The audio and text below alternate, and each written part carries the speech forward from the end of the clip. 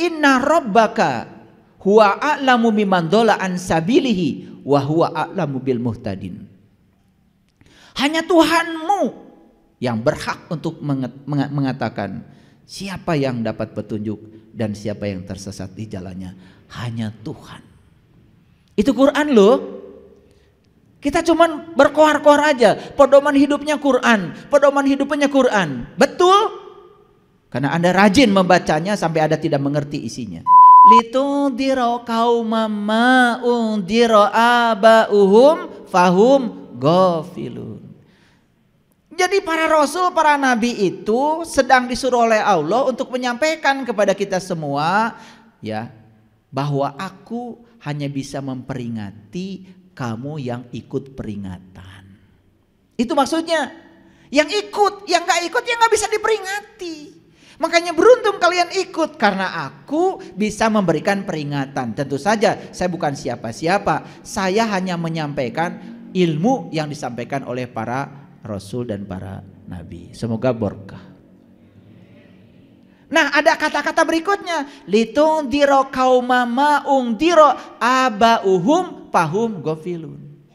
Karena peringatan ini gak pernah disampaikan oleh bapak-bapakmu yang membuat kamu jadi lalai. Itu maksudnya. Kenapa bapak-bapakmu tidak ngasih peringatan tentang ini? Karena bapak-bapakmu juga apa nikmat yang paling besar? Nikmat yang paling besar adalah merasakan kehadiran Allah di dalam diri kita. Makanya lihat di Quran surat Al-Fatihah. Ihdinas syiratal mustaqim. Tunjuki aku ke jalan yang lurus. Apa jalan yang lurus? Syiratal ladzina an'amta alaihim. Jalannya orang-orang yang diberi nikmat.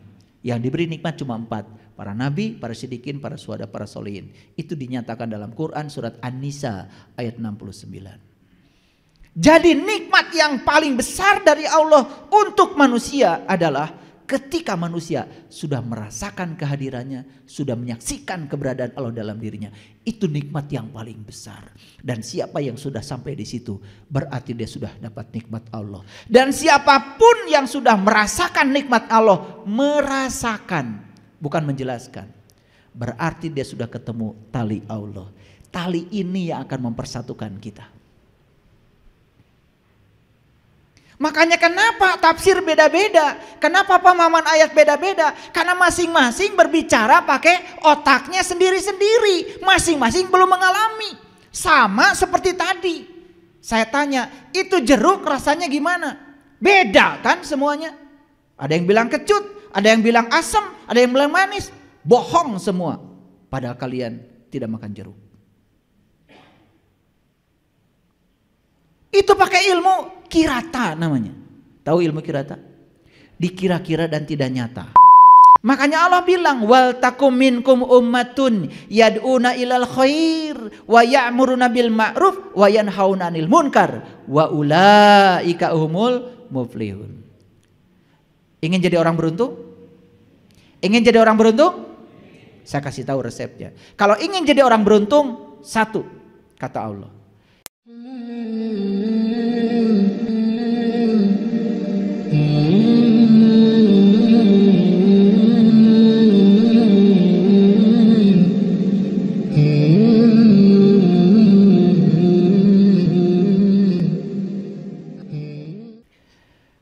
Bismillahirrahmanirrahim. Assalamualaikum warahmatullahi wabarakatuh. Salam sejahtera untuk kita semua. Om Swastiastu. Namo Buddhaya. Salam kebajikan. Sampurasun. Rahayu Sagung Dumadi. Semoga seluruh makhluk hidup di semesta ini, baik yang kelihatan maupun yang tidak kelihatan, di setiap ruang dan waktu, di semua tingkatan, senantiasa hidup berbahagia. Semoga kita semua selalu menjadi sumber cinta, sumber sukacita, sumber kedamaian, sumber ketentraman bagi semua makhluk dimanapun mereka berada. Para sahabatku, para hadirin semuanya, kebenaran itu selalu ditemukan dalam kesederhanaan, bukan dalam keruwetan, bukan dalam kerumitan. Siapapun yang berbicara kebenaran tetapi rumit, yang dibicarakan itu pasti bukan kebenaran. Sederhana saja. Ikan mengambil kehidupan dari tempat dia hidup, yaitu air. Jadi kalau ikan tinggal di laut, tetapi dia tidak mengenal garam, wajar, namanya juga ikan. Dia hidup di air, hidup di samudra, tetapi masih saja bertanya tentang di mana samudra. Wajar, namanya juga ikan. Ikan baru sadar bahwa dia selama ini mendapatkan kehidupan dari samudra tepat saat dia kena pancing. Tepat saat dia kena jaring. Begitu kena pancing, kena jaring, dia keluar tuh dari samudra, baru tidak tenang. Padahal waktu di air dia tenang. Begitu dipisahkan dari air, baru dia tidak tenang. Yang senang mancing, coba perhatikan. Ketika ikan ada di air, tenang aja. Begitu terangkat saja ke udara, tidak di habitatnya, gelisah ikan. Jadi ikan baru sadar kalau dia selama ini mendapatkan kehidupan dari tempat hidupnya tepat saat dia keluar dari habitatnya. Betul apa tidak? Kita mau menunggu begitu? Burung tiap hari mengangkasa, terbang ke sana kemari. Tetapi sampai sekarang dia tidak kenal yang mana itu angkasa. Wajar, namanya juga burung. Tetapi baik ikan maupun burung yang luar biasa adalah ikan itu bahagia dia jadi ikan. Dan burung juga bahagia jadi burung. Coba, burung itu bangun tidur tuh nyanyi. Yang lucu adalah manusia yang menyangka dirinya paling mulia, katanya pengendali semesta ini, tetapi banyak manusia yang tidak bahagia menjadi manusia. Lucu kan manusia? Hanya manusia di semesta ini yang suka mereka-reka tempat istimewa setelah kematian, walaupun dia tidak berbuat kebaikan apapun.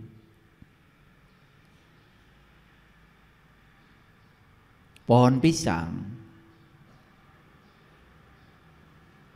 dari kecil tumbuh terus, setelah besar kemudian keluar tuh nongol jantung pisang. Setelah nongol jantung pisang keluar tuh ya pisangnya panjang ya, sikatannya, turuyannya kata orang Sunda, sampai ngagapui ya ke handap.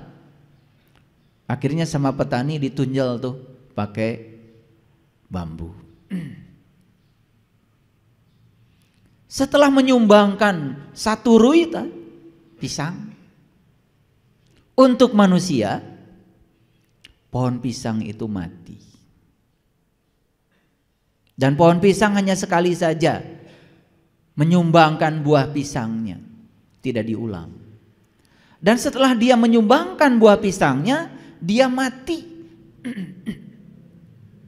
Coba tanya pohon pisang.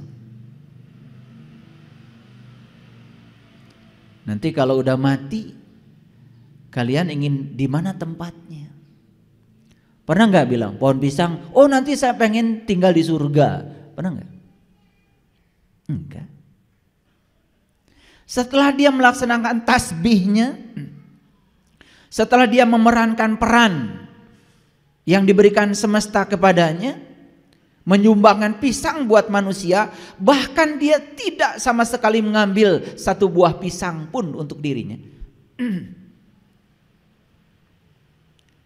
Sampai rela mati setelah dia menyumbangkan seluruh buah pisangnya buat manusia. Sama sekali dia tidak memikirkan tempat istimewa setelah kematian. Manusia yang seluruh penghasilannya buat dirinya, buat keluarganya, buat kelompoknya, tidak ada buat yang lain. Pelitnya auzubillah, orang lain susah pun dia pura-pura tidak tahu. Masih saja memikirkan tempat istimewa setelah kematian. Hanya manusia yang punya sifat seperti itu. Yang lain tidak. Bumi kita ini tidak pernah ingin menjadi matahari. Matahari juga tidak pernah ingin menjadi bumi. Bumi dengan matahari tidak pernah bersaing. Tidak pernah berduel. Berduet saja. Kata bumi, ayo, aku bagian menumbuhkan tanaman. Tolong dong sinari oleh kamu, kata bumi. Terus bumi mengajak, udara, air, yuk bantu saya, bantu saya. Kita bikin kebaikan sebanyak-banyaknya buat makhluk yang bernama manusia. Ditumbuhkanlah beras, ditumbuhkan jagung, tumbuhkan singkong, ditumbuhkan berbagai macam tanaman. Semua disumbangkan buat manusia. Bahkan bumi pun tidak pernah merasa berjasa setelah menyumbangkan semuanya. Luar biasa ya. Sadar enggak? Selama ini kita hidup dalam keadaan tidak sadar. Kita menjadikan setiap orang lain sebagai kompetitor, sebagai orang yang berbahaya, sehingga dianggap setiap orang itu sebagai pesaing buat kita sendiri. Kita tidak belajar dari mereka. Mereka tuh berkomunikasi, berkolaborasi, membangun sesuatu yang positif untuk kemaslahatan makhluk yang ada di sekitarnya. Manusia menebar gosip, hoax, kebencian. Begitu orang lain berbeda sedikit dengan keyakinannya, dianggap salah, dianggap sesat. Sampai hari ini saya tidak menemukan satu ayat pun yang mengizinkan manusia boleh menyesatkan manusia lain. Saya tidak menemukan ayatnya di Quran. Yang ada di Quran, inna rabbaka huwa a'lamu biman dhalla an sabilihi wa huwa a'lamu bil muhtadin. Hanya Tuhanmu yang berhak untuk mengatakan siapa yang dapat petunjuk dan siapa yang tersesat di jalannya. Hanya Tuhan. Itu Quran loh.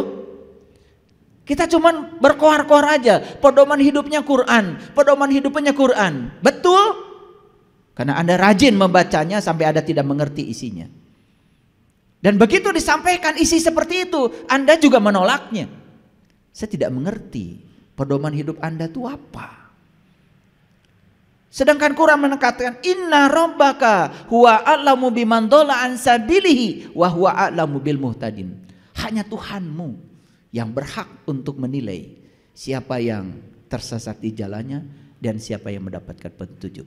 Tidak ada manusia apapun, siapapun yang beri kuasa untuk menilai siapapun. Bahkan kita diajarkan setiap sholat mengatakan maliki yaumiddin. Hanya Engkau pemilik hari pembalasan. Hanya Engkau yang berhak menghukum. Hanya Engkau yang berhak menghakimi. Bukankah itu yang kita ucapkan setiap sholat? Dan kita tidak pernah memahami makna balik yang tersembunyi balik itu.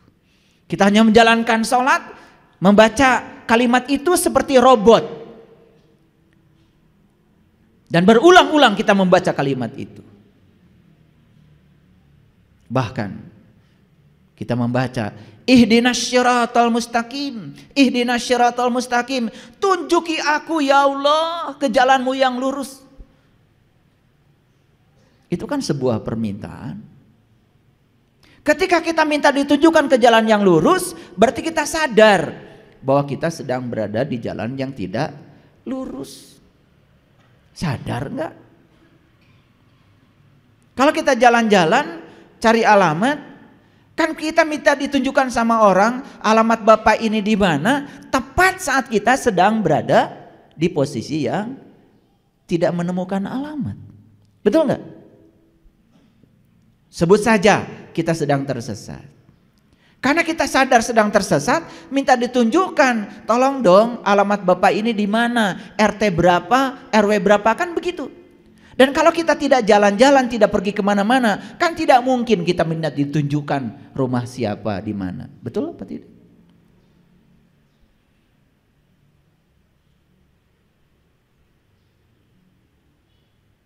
Dan hari ini saya akan berbicara bahwa kebenaran itu selalu ditemukan dalam kesederhanaan, bukan dalam kerumitan. Yuk sekali lagi. Ikan tadi mengambil kehidupan dari mana? Dari tempat hidupnya, air. Burung mengambil kehidupan dari mana? Dari tempat hidupnya, angkasa. Jawab dengan jujur. Manusia hidup di sini, bukan? Di ruang kosong, bukan? Ini tempat kita hidup. Sadar nggak kalau sekarang kita sedang mengambil kehidupan dari sini? Betul? Dan kita suatu saat akan mengembalikan kehidupan ke sini. Makanya orang mati disebut menghembuskan napas yang terakhir. Kemana? Ke sini. Kita masih mencari tempat abadi, katanya nanti, ya Allah. Bukankah ini adalah keabadian? Manusia datang dan pergi, tapi ini ada terus dari dulu. Bumi suatu saat juga akan hilang. Oh, bumi juga pendatang baru. Dan menurut para ilmuwan, umur bumi itu sekarang sudah 13,6 miliar tahun. Dan sudah banyak orang yang hidup di sini, sudah banyak 13,6 miliar tahun umur bumi, sudah berapa generasi orang yang hidup di sini. Sedangkan umur agama paling tua juga 3.000 tahun. Agama yang kita anut kan baru diperingati kemarin 1444 tahun. Sedangkan bumi ini sudah berumur 13,6 miliar tahun. Apa kita berani menyatakan leluhur kita dulu celaka semua? Gara-gara berbeda dengan yang disebut dengan agama oleh kita hari ini? Apa leluhur kita sebodoh itu? Lo tidak mewariskan nilai-nilai kebaikan kepada kita? Betul apa tidak? Ini saya berbicara sains, saya berbicara data, saya berbicara fakta. Bukan berbicara ngawur. Dan silakan ya cek omongan saya. Para ilmuwan fisika sudah bisa menemukan. Kenapa? Sekarang sudah banyak tekniknya. Umur batu saja sekarang bisa diukur kok. Ini batu umurnya berapa tahun? Bisa. Tidak usah pakai ilmu tinggi-tinggi. Ada yang disebut dengan ya ilmu radioaktif. Kalau kuliah fisika inti kita akan belajar yang disebut dengan peluruhan radioaktif. Kita bisa mengukur umur batu berapa tahun. Coba. Ulangi lagi. Jadi kita hidup di mana? Di sini.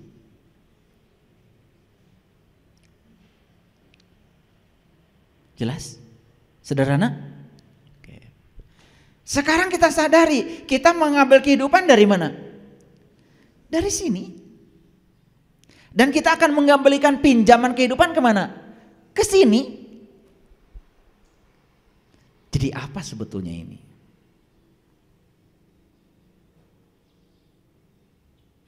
Ya tempat hidup. Tapi bisa dijelaskan? Ya nggak bisa. Dan kemanapun kita pergi kita akan ketemu ini. Akan ketemu ini. Benda-benda langit datang dan pergi. Semua yang bersifat materi datang dan pergi. Hari ini di depan rumah kita ada pohon pisang, besok sudah tidak ada lagi. Semua yang bersifat materi datang dan pergi. Tetapi ruang tempat tumbuhnya pohon pisang kita ikut pergi. Sadar enggak? Kita belajar keabadian jauh sekali ke sana pakai ilmu katanya. Sampai tidak sadar yang sekarang, di sini saat ini sekarang. Sampai orang tua kita tuh menyebut ini tuh namanya Sang Hyang Taya. Taya teu aya. Eueuh tapi aya, aya tapi eueuh. Isi tapi kosong, kosong tapi isi. Itu saja tidak disadari.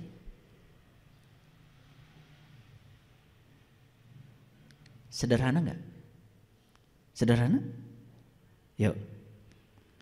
Allah mengatakan di Quran, aku meliputi semua manusia. Aku meliputi seluruh makhluk hidup. Cukup informatif kalimat itu bagi kita?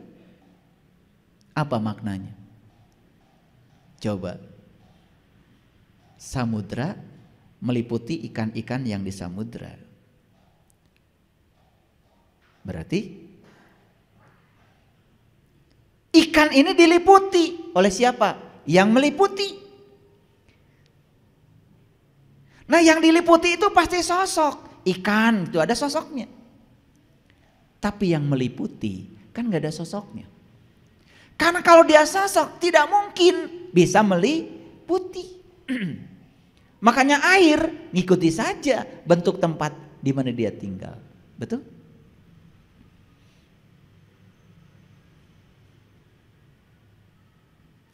Nah ini manusia diliputi. Allah mengatakan aku meliputi segala manusia. Ayo sederhanakan. Jangan pusing-pusing. Kita diliputi apa sekarang? Diliputi apa? Kan diliputi ini.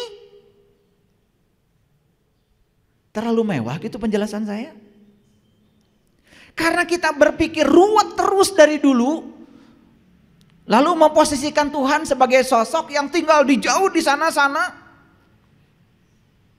Pakai baju itu, pakai baju ini kayak raja gitu.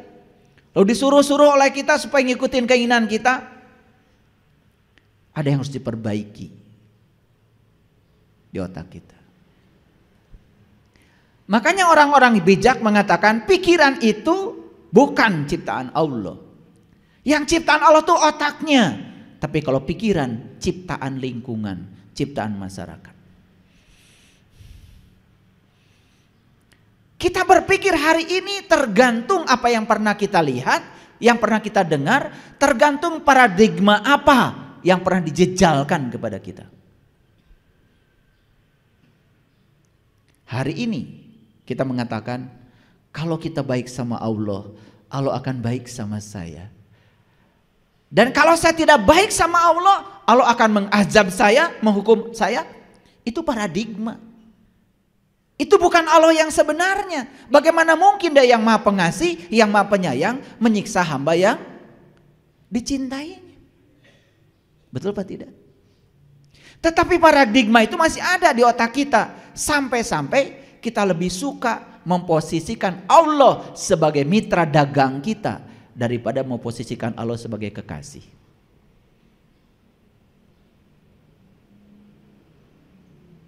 Wah, saya sedang banyak masalah nih. Kayaknya saya harus tahajud.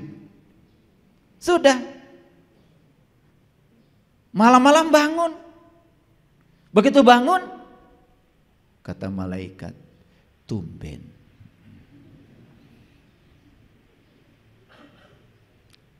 Lah biasanya juga nggak bangun, tiba-tiba bangun. Kan malaikat bilang tumben. Tetangga kita nggak pernah datang ke rumah kita. Tiba-tiba datang, pasti bilang tumben. Dalam batin pasti bilang, ada apa ya? Pasti pinjam uang. Karena tumben itu berikutnya adalah muatan. Coba ya, tidak pernah menyapa kita, tidak pernah baik sama kita, apalagi memeluk kita. Tiba-tiba ketemu memeluk kita, pasti bilang tumben.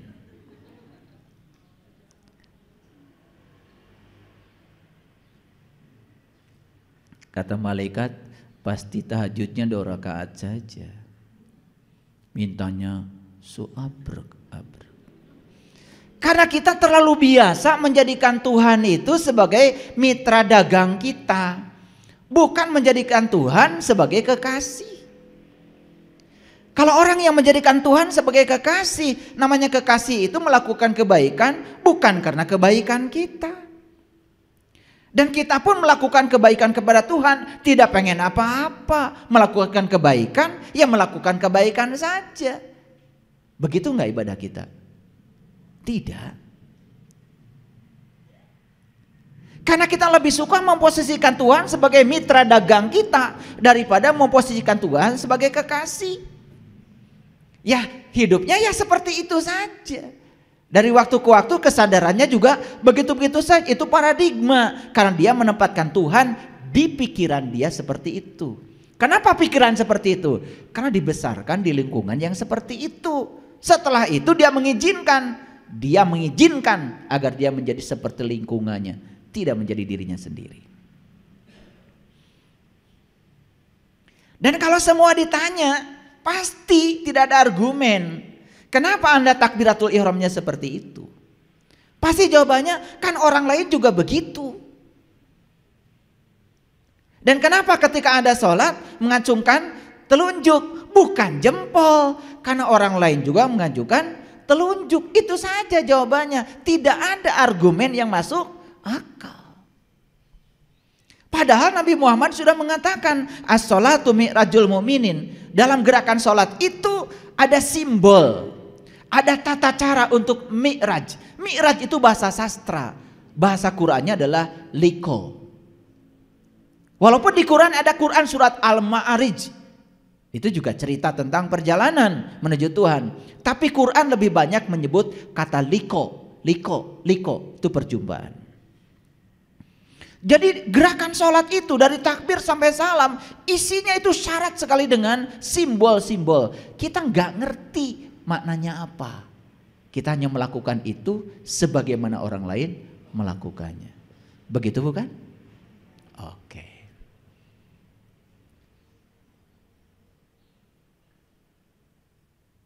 Ketika saya mengajak umat ini berpikir sederhana, malah saya disalahkan.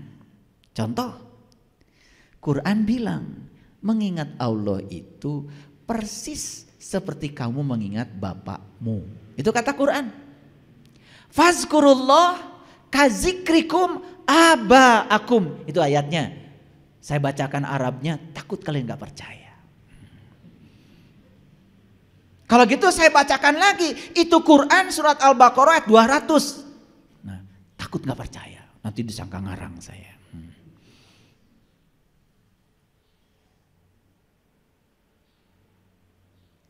Jadi mengingat Allah itu persis seperti kamu mengingat bapakmu. Itu Quran.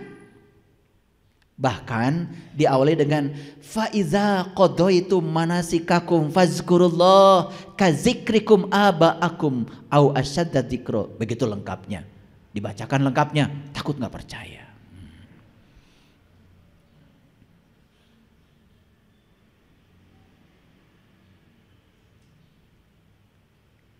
Sekarang saya tanya, sekarang ingat gak sama bapak? Ingat gak sama bapak? Bapak, ayahmu. Abi, abah. Ingat sekarang?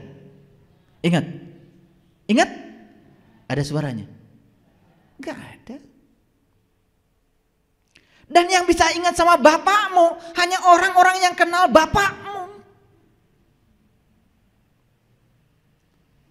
Ini omongan saya masuk akal nggak? Kan yang bisa mengingat bapakmu, satu kamu anaknya, yang kedua tetanggamu yang pernah jumpa dengan bapakmu, yang ketiga siapapun orang yang pernah jumpa dengan bapakmu. Lah saya belum pernah jumpa sama bapakmu, disuruh mengingat. Walaupun saya tahu namanya, misalnya namanya Amir. Lah kan saya juga tidak bisa mengingat bapakmu walaupun sudah ada namanya. Lu saya ambil tasbih gitu, langsung Amir, Amir, Amir, Amir. Begitu. Saya ingin membawa kalian kepada kesederhanaan, kebenaran. Karena kita sudah terlalu ruwet selama ini berpikir. Ulangi lagi. Ingat sama Bapak sekarang? Ingat. Kenapa ingat? Satu, sering jumpa. Dua, kita jadi kenal. Kalau gitu saya tanya lagi, ini kesederhanaan. Jumpa dulu, kenal dulu. Yang benar, jumpa dulu, kenal dulu. Ya jumpa dulu. Kalau sering jumpa baru kenal. Kenal itu akibat sering jumpa. Bahkan kalau sering jumpanya bukan hanya kenal, cinta. Makanya ya dalilnya orang Jawa Tengah, Jawa Timur, witing tresno jalaran soko kulino. Pada pinter. Tapi begitu diterapkan kok jadi gak pinter, itu yang saya bingung. Sesederhana itu. Ulangi. Ingat sama Bapak sekarang. Ada suaranya? Gak ada. Yang bapaknya Amir kan gak usah bilang Amir. Yang bapaknya Emot gak usah bilang Emot. Betul gak?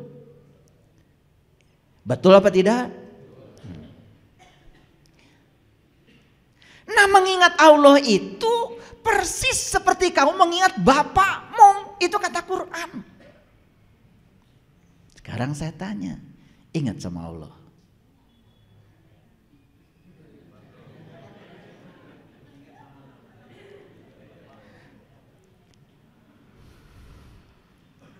Ingatnya cuman alif lam lam ha. Apakah itu Allah? Kan bukan, itu mah tulisan Allah. Kayak yang bapaknya Amir, kan bukan A-M-I-R. Itu mah tulisan Amir. Bisa membedakan tulisan Amir dengan Amir benerannya? Bisa? Kalau kalian menyamakan tulisan Amir dengan bapakmu, menghina. Mana Amir? Ini A-M-I-R. Loh, itu kan tulisan Amir, bukan Amir. Dan tulisan Amir gak bisa makan air, gak bisa makan nasi, tidak bisa minum air, tidak bisa menyapa, mati. Betul? Awas. Alif lam lam ha bukan Allah. Itu mah tulisan Allah. Bahkan Allah itu awalnya juga gak ada namanya. Kan bapakmu yang Amir juga baru ada namanya setelah ada barangnya. Sekarang saya nanya dulu, ini kesederhanaan berpikir. Barangnya dulu, namanya dulu. Setelah ada barangnya gubrag alam kalam dunia. Betul? Kasep. Mancung. Lengana dua. Sampai na dua. Di pasian aja dengan Amir. Betul? Yeah. Jadi menyebut-nyebut Amir, bisa tahu dan kenal pada Amir? Gak bisa. Bisa tahu dan kenal ke Amir, mun sering penak sareng Amir. Sederhana? Oke. Sekarang saya tanya, tahu zikir? Zikir bahasa Arab, apa artinya? Mengingat. Awas ya. Zikir artinya mengingat. Coba saya tes. Ini sederhana. Amir, Amir, Amir, Amir. Saya sedang apa? Udah mulai pinter nih. Kan tadi saya sedang menyebut. Menyebut itu barangnya juga beda alatnya. Menyebut itu pakai alatnya ini. Tapi mengingat Ya yang jelas saya ingat bapak saya, tapi nggak tahu di sebelah mana itu alat buat mengingatnya. Gaib, tapi saya ingat bapak saya walaupun sudah meninggal 10 tahun yang lalu. Saya sekarang masih ingat ya senyumnya, ingat kebijaksanaannya, ingat pecinya, ingat baju kesukaannya, ingat cara beliau pakai sarungnya, bahkan nyomotnya aja sampai sekarang saya masih ingat. Beda mengingat dengan menyebut. Oke. Jadi kalau kalian sedang subhanallah, subhanallah, subhanallah, menyebut atau mengingat? Menyebut. Zikir bukan itu. Zikir bukan. Sesederhana itu. Kenapa tuh kalian bilang saya lagi zikir? Padahal lagi menyebut. Apa menyebut salah? Tidak. Menyebut Amir tidak salah. Kalian bilang subhanallah, alhamdulillah, Allah. Bagus. Tetapi lebih bagus lagi kalau itu sebutan dialamatkan kemana. Kan setiap nama itu ada barangnya katanya tadi. Begitu nyebut Amir kan barangnya ada. Alamatnya jelas. Oh, Amir yang saya maksud adalah bapak saya. Yang paling ganteng deh sedunia. Sederhana gak yang saya bicarakan? Atau masih pusing? Nah kalau kalian masih pusing karena memang kalian itu sudah pusing dari dulu. Bahkan pusingnya sudah mencapai 7 keliling. Betul Pak tidak? Saya itu begitu orang tua saya bilang begitu, pusing 7 keliling, wah saya kejar itu. Kenapa pusing itu 7 bukan 8? Kok orang tua kita kalau ngomong itu pusingnya 7 keliling? Loh, jalan Shirathul Mustaqim juga rambut dibelah 7. Tawaf 7 putaran. Sa'i 7 kali mondar-mandir Safa dan Marwah. Melempar jumroh pun 7 batu. Surat Al-Fatihah 7 ayat juga. Wah, jangan-jangan orang tua kita tuh kalau ngomong pasti ada pesannya. Kenapa pusing 7 keliling? Ternyata saya dapat ilmunya. Begitu saya tahu rahasia yang 7, saya nggak pusing lagi. Makanya sepanjang kalian belum tahu rahasia yang 7, kalian selamat pusing 7 keliling. Ini bahasa sehari-hari kan, yang kalau dielaborasi secara saintifik keren, keren. Cuman kita jarang memikirkannya, itu aja. Paham ya? Oke. Sederhana saya bicara kebenaran hari ini. Bisa bedakan menyebut dengan mengingat? Ya. Di Quran itu perintahnya itu mengingat. Fazkurullah dzikran katsir. Ingatlah Allah dengan ingatan yang sebanyak-banyaknya. Maaf, saya tidak menemukan sebutlah dia dengan sebutan yang sebanyak-banyaknya. Menyebut Amir, bisa nggak semua orang? Bisa. Tapi mengingat Amir, bisa semua orang? Siapa yang bisa mengingat Amir? Yang tahu Amir. Menyebut Allah, bisa semua orang? Tapi yang bisa ingat kepada Allah, bisa semua orang? Siapa yang bisa ingat kepada Allah? Hanya yang tahu dan kenal kepada Dia. Makanya orang yang tahu dan kenal kepada Dia diberi gelar oleh Allah. Gelarnya ulul albab. Ulu itu artinya pemilik. Albab itu bagian dalam dari kolbu. Dari kata lub. Jadi kolbu itu ada bagian dalamnya itu. Ada yang namanya fuad. Ada yang namanya lub. Jadi ulul albab itu pemilik kolbu. Itu yang disebut dengan ahlul bait. Karena apa? Allah mengatakan langit dan bumi tidak akan cukup menampung zatku. Tapi kolbunya orang yang beriman itulah sebenar-benarnya rumahku. Jadi ahlul bait itu sering disebut ulul albab. didefinisikan oleh Allah, alladzina yazkurunallaha qiyaman wa qu'udan wa ala junubihim, orang yang bisa mengingat Allah dalam keadaan berdiri, duduk dan berbaring. Bahkan sejak saya memulai ceramah dari tadi, saya tidak bisa melupakannya.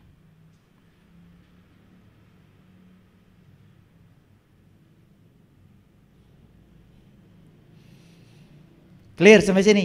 Oke, lanjut. Ini baru bahas judul. Udah setengah jam. Oleh karena itu, mari kita bersyukur hari ini kita diberi kesempatan untuk belajar di ruang kesadaran kembali. Oleh karenanya mari kita puji Allah bersama-sama membaca hamdalah. Alhamdulillahirabbil alamin. Mari kita mohon ridho dan berkah Allah. Semoga hari ini kita bisa menemukan kebenaran dalam kesederhanaan. Kita sapa asmanya dengan kelembutan dan cinta seraya membaca basmalah. Bismillahirrahmanirrahim.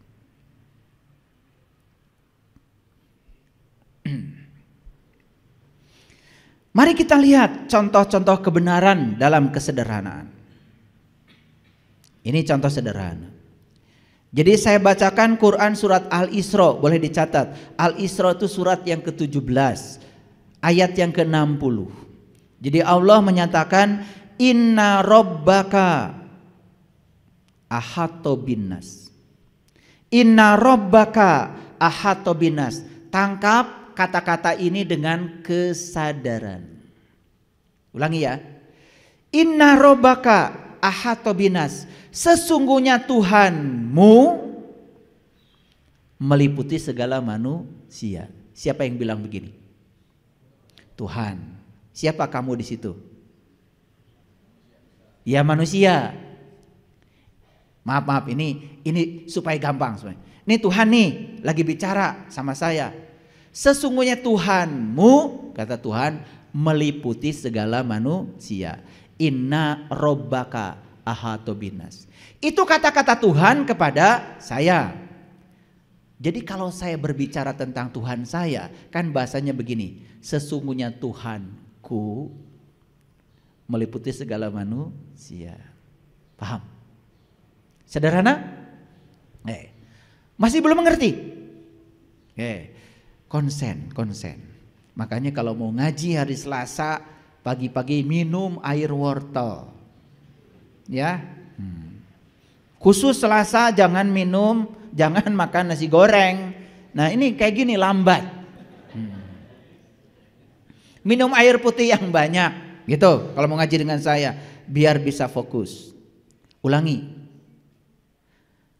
Jadi Tuhan bilang kepada kita, sesungguhnya Tuhanmu meliputi segala manusia.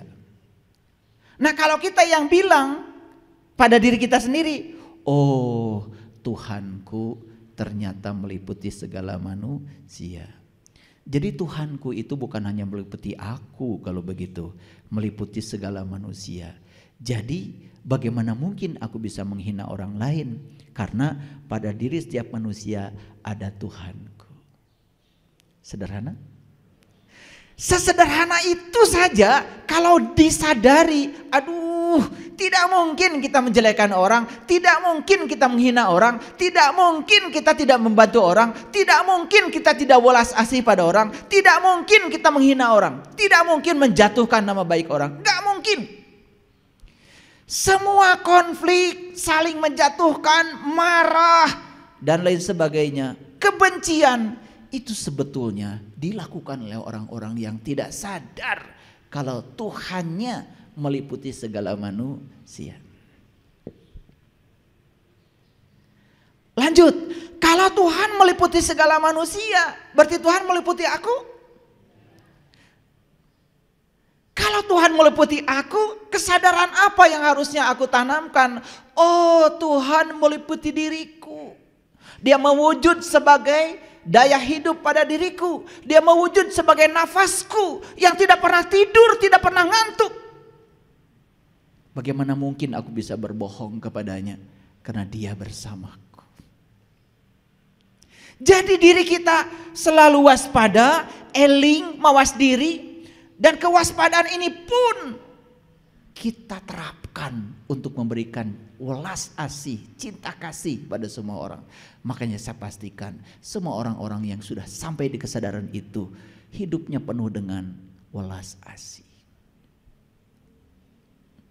Boro-boro ingin menyakiti orang lain, yang ada di otaknya tuh ingin jadi matahari, memberi, menyinari, satu arah.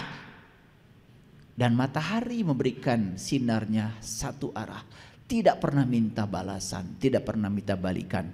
Orang-orang yang suka minta balasan, semua orang-orang yang tidak sadar kalau semua yang ada dalam dirinya adalah pemberian.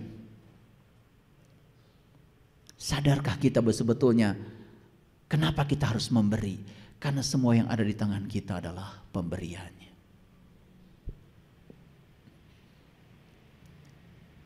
Jadi saya kemarin bicara dengan sahabat kita yang baru saja ikut pelatihan workshop untuk bimbingan meniti ke dalam diri dari Singapura. Begitu saya jelaskan, saya punya program namanya BSI Peduli, Bumi Spiritual Isbatul Yakin Peduli. Apa itu ayah? Saya bilang, kita santuni anak-anak yang tidak bisa sekolah, kita santuni orang-orang yang tidak bisa makan, dan setiap bulan saya membagikan santunan ini pada banyak orang.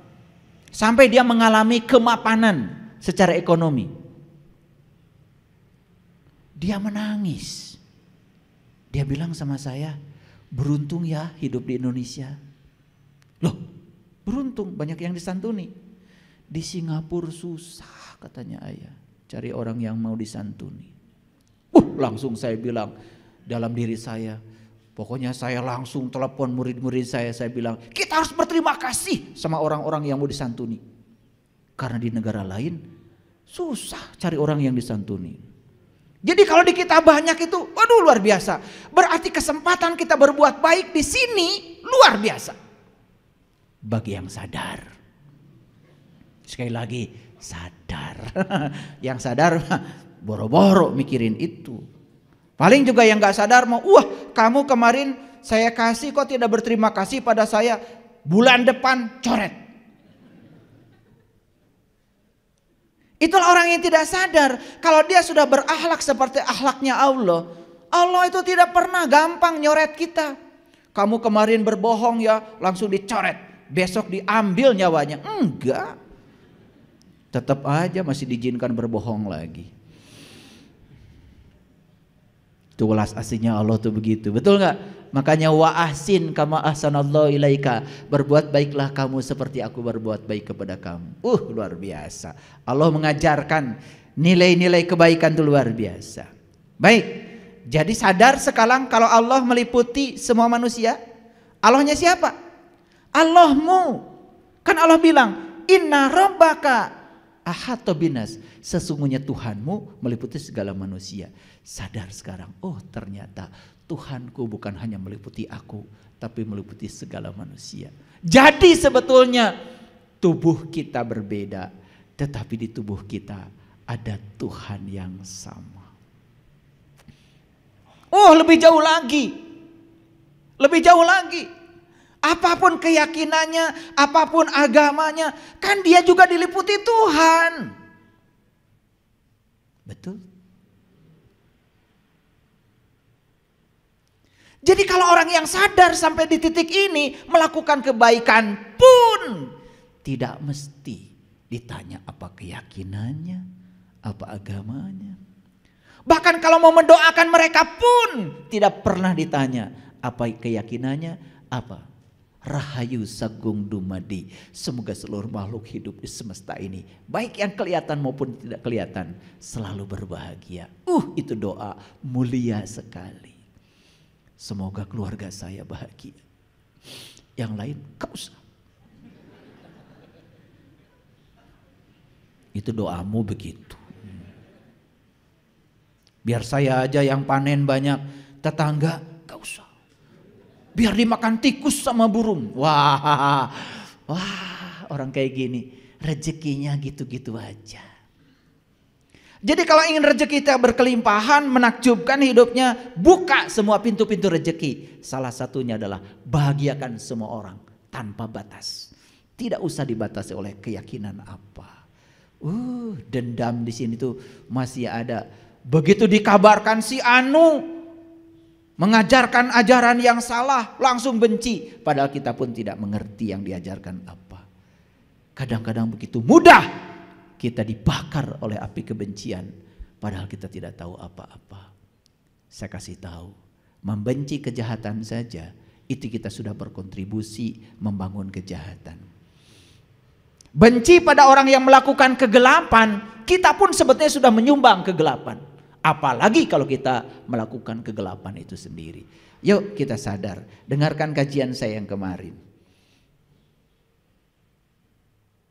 Dan semua kehidupan itu diliputi oleh cahaya, bukan kegelapan. Jadi dari ayat yang tadi banyak gak implikasinya? Dari ayat yang tadi, ini baru satu ayat. Sesungguhnya Tuhanmu meliputi segala manusia. Oh, ternyata Tuhanku meliputi segala manusia. Yang namanya manusia, apapun keyakinannya, apapun agamanya, apapun sukunya, apapun warna kulitnya, kan manusia. Kalau Tuhan meliputi mereka, berarti kita pantas dan layak untuk menghormatinya. Setuju? Sadar sekarang, oh ternyata Tuhan yang sama ternyata meliputi tubuh-tubuh yang berbeda. Keren gak kalau gitu? Oke, lanjut dulu ya. Jelas, yang meliputi bukanlah suatu sosok, setuju? Yang diliputi jelas itu sosok, setuju? Oke, berarti Tuhanku bukanlah suatu sosok. Dia yang meliputi segala manusia. Keren sekali. Sadar saja dengan itu. Oh, ternyata yang abadi itu adalah ini. Semua benda-benda yang ada di sini datang dan pergi, tapi ini selalu ada. Bahkan sebelum bumi ini ada, ini sudah ada. Sebelum matahari ada, ini sudah ada. Sebelum Big Bang meledak, ini sudah ada. Masihkah mencari keabadian di luar ini? Sedekat itu kebenaran kepada kita. Sesederhana itu. Cuman selama ini kita ditenggelamkan oleh keruwetan pikiran kita sendiri. Makanya Allah berfirman dalam Al-Quran, Inna ma'al usri yusro. Sesungguhnya di setiap apa yang kamu sebut sulit, itu sebetulnya ada kemudahan. Inna sesungguhnya, ma'a bersama, usri kesulitan, yusro ada kemudahan. Jadi gak usah khawatir. Kalau ada masalah pasti ada solusinya. Setiap ada peristiwa pasti ada pasangannya. Gak usah khawatir. Gak usah khawatir. Percaya deh sama saya. Kalau hari ini kita punya utang, ntar juga ada rezekinya. Semua berpasangan kok. Cuman sayang otak kita sudah keracunan. Yang namanya pasangan selalu suami istri. Padahal pasangan itu rohani dan jasmani. Ya, baik, teruskan dulu. Ya. Sekarang pertanyaan saya, tolong dijawab dengan jujur. Apa yang meliputi kita saat ini? Ini kan? Yes. Yes? Jadi sebetulnya ini tuh apa? Ini ruang kesadaran, ini ruang kehidupan, ini ruang energi. Cuman kita buta, tidak bisa melihatnya. Makanya Allah memberikan satu mata kepada kita, namanya mata kolbu. Sehingga apa yang ada di ruang kosong ini kita bisa tahu. Tidak kosong, tapi isi. Isi, tapi kosong. Ngerti sampai sini? Oke. Yuk, jawab lagi pertanyaan saya.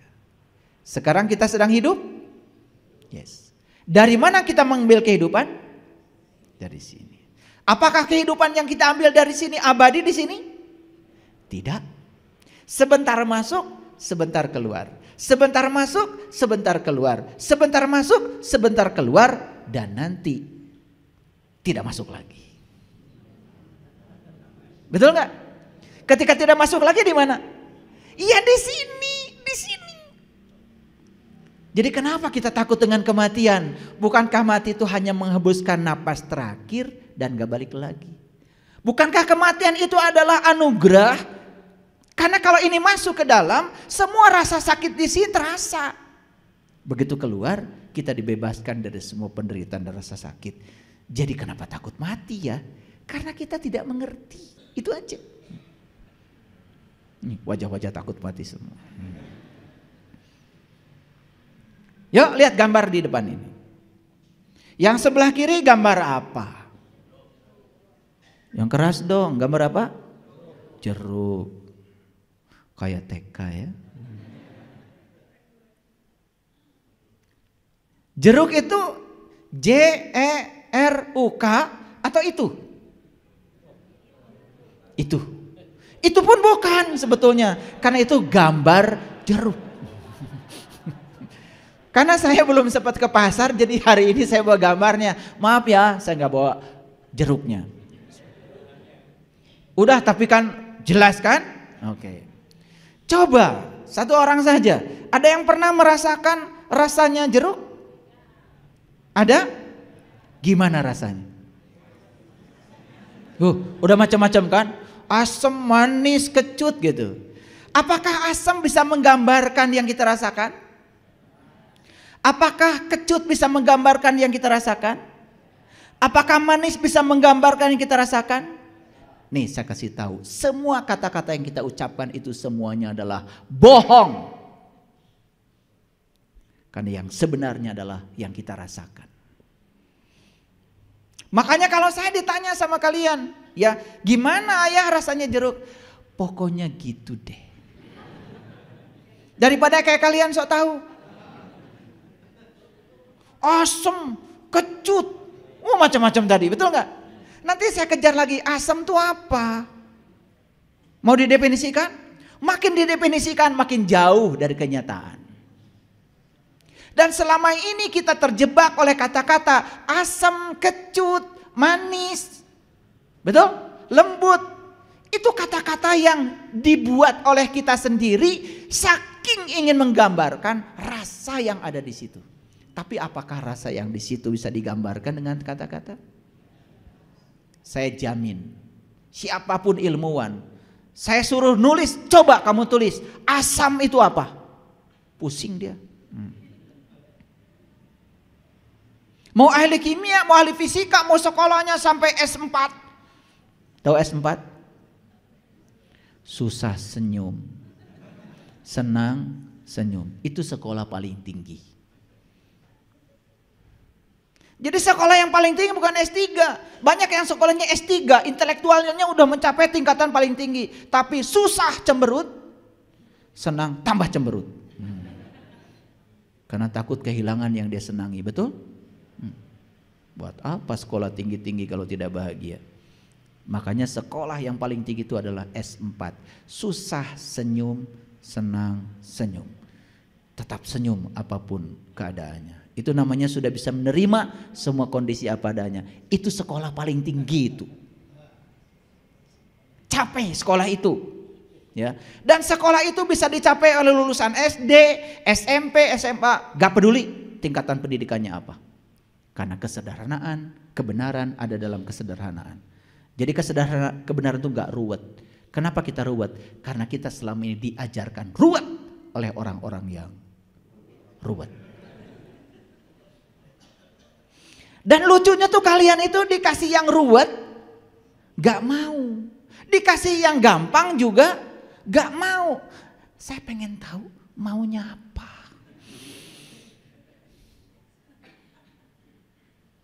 Iya. Ayah kok cara untuk mendidik ke dalam diri katanya semudah itu. Saya tanya kamu pengen sesusah apa? Iya. Akhirnya udah. Kalau kamu pengen susah udah. Kalau kamu ingin meniti ke dalam diri, kenal jati dirimu, mulai sekarang kamu puasa 10 tahun. Setelah 10 tahun baru ketemu saya. 3 bulan udah datang lagi. Berat ayah. Nah, jadi inginnya yang berat-berat. Di Quran Allah mengatakan, nih dengarkan semuanya. Man kana yarju liqa Allah fa inna ajalallahu la'aj. Barang siapa yang berharap jumpa dengan Allah, waktu yang dijanjikan pasti datang. Jadi syarat berjumpa dengan Allah tuh kata Quran, bukan kata saya. Cukup kamu berharap, itu saja. Tidak ada harus melakukan ini, melakukan, gak ada. Ruwet. Dan yang ruwet itu pasti belum tahu. Saya kasih tahu ya. Ya kamu kalau ingin jumpa dengan jati dirimu, kamu harus masuk dulu, cari gua, kamu tinggalkan anak istrimu. Berapa lama? 40 tahun. Keburu modar.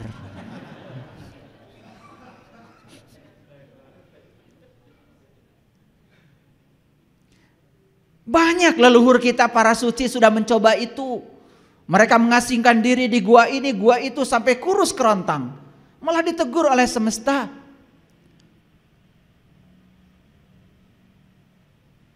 Kebenaran itu ada dalam dirimu, tidak di luar. Tidak usah untuk menemukan kebenaran, kamu sendiri harus menyiksa dirimu sendiri. Sampai hak-hak tubuh tidak diberikan. Masa begitu?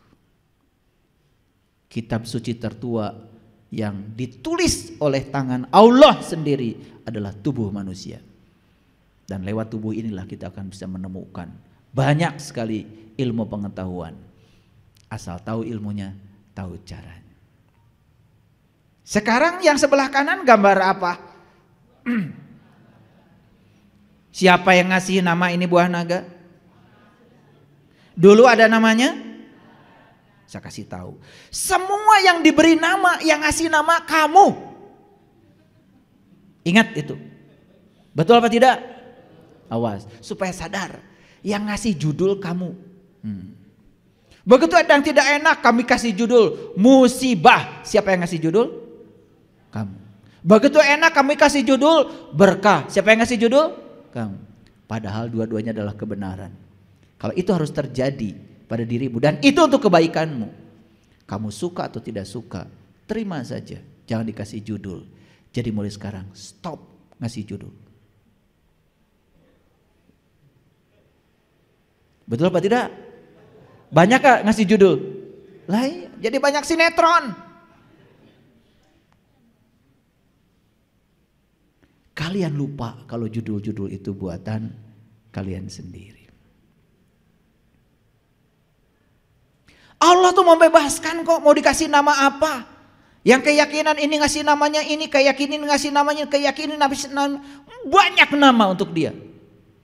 Kata Allah, gak masalah kamu ngasih nama sama aku yang berbeda. Tapi yang paling penting, kamu tahu aku yang sebenarnya. Aku yang tanpa nama, aku yang tidak bisa dijelaskan, aku yang tidak bisa diterangkan. Tapi aku bisa ditemui dan dirasakan. Bagi mereka yang merindukanku.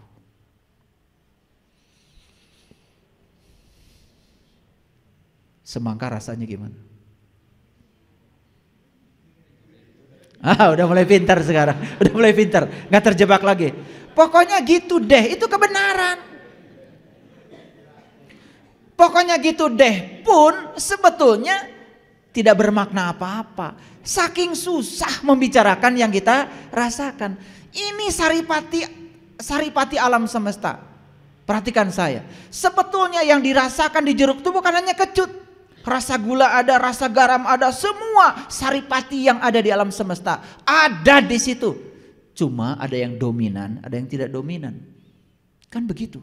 Saking sulit menggambarkannya daripada dijelaskan. Sudah, kamu beli jeruknya, kamu makan. Dan saat makan sadari, kenapa saya bisa merasakan semua ini? Bukankah karena kita bernafas? Betul? Dan kalau kalian sudah tidak bernapas lagi, nggak bisa merasakan semua itu. Makanya kalau saya lagi makan, ini sama komunitas, saya jamu makan. Gimana makanan hari ini? Enak ayah. Kenapa enak? habis ini kita akan bersama makanya salah. Karena saya sedang sehat, salah. Jawabannya apa? Karena kamu bernafas. Itu aja kok. Betul? Terus napas siapa? Bukankah napas itu adalah wujud kehadiran sang semesta yang ada dalam diri? Betul? Jadi kenapa kita makan terasa enak? Karena kehadiran Dia. Sadar enggak?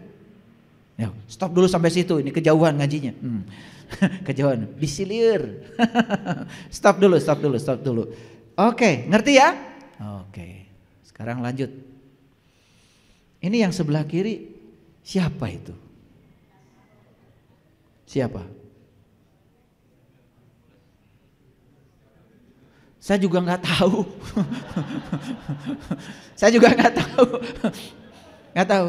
Tapi kalian bisa nggak merasakan apa yang sedang dia rasakan? Sedang merasakan apa itu? Hah? Sakit. Sakit apa kira-kira? Apa? Salah semua. So tahu. Yang bisa merasakan yang dia rasakan ya dia sendiri. Gimana sih kalian ini ngajinya kemana aja selama ini? Mules, sakit pinggang, itu ngarang semua. Itu namanya prasangkamu terhadap itu. Lihat saya semuanya. Yang sedang merasakan yang dia rasakan hanya dia sendiri. Dan yang tahu yang dia rasakan cuma dia sendiri. Kalian apa urusannya dengan dia? Kenal juga enggak? Boro-boro kalian, saya aja yang pasang gambarnya enggak kenal sama dia. Ini kalian tuh selama ini belajar sok tahu.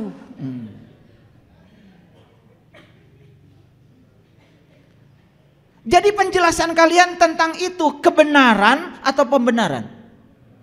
Pembenaran. Yang sedang dia rasakan langsung, dirasakan sebagai pengalaman langsung. Kebenaran atau pembenaran? Jadi kebenaran itu apa yang dirasakan langsung oleh seseorang. Jadi kebenaran itu adalah realitas. Bisa bedakan kebenaran dan pembenaran. Nah, ini kuliah hari ini luar biasa. Sebenarnya beruntung sekali kalian hari ini datang. Ya, gratis lagi.